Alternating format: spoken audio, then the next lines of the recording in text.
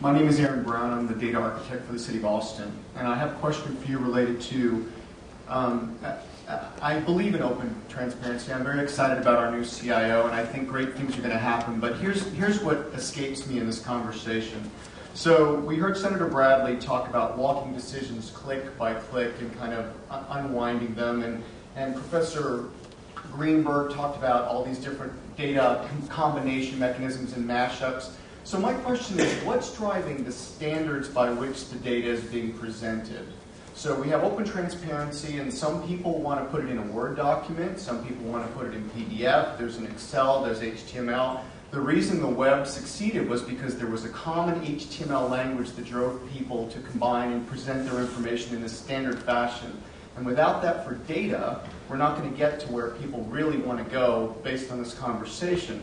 So my question is, who's driving the standard by which the data is communicated? Is it service-oriented architectures that allow the citizens to actually demand the data when they want it and how they want it, which I believe is the case? But who's driving that standard?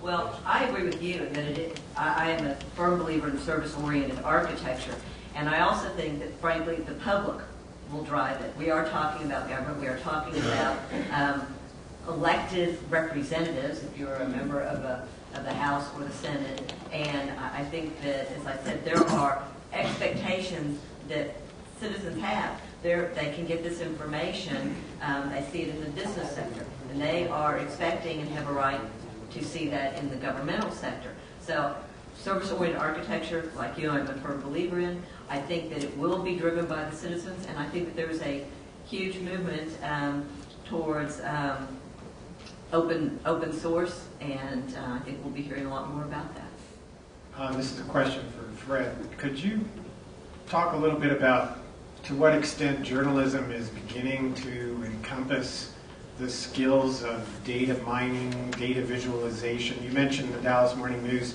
sort of looking over some of these records and things like that. Do you see a future for journalism that is going to start to pull in some of those kinds of techniques and skills?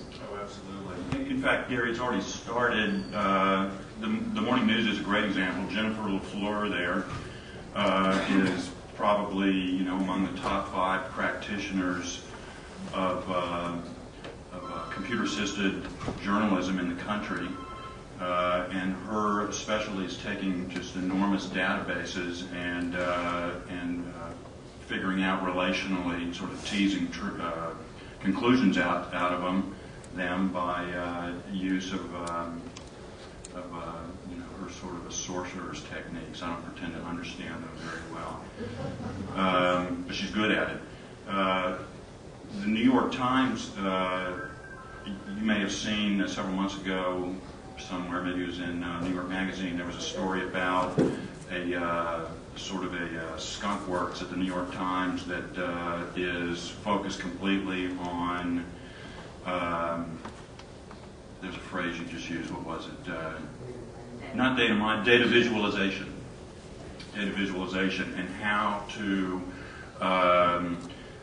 take information and present it in a way that in a non-narrative way, basically, but in one that better conveys the conclusion, the message. The web lends itself tremendously to that sort of effort, and I expect that we will all be incorporating that sort of work in our publications increasingly.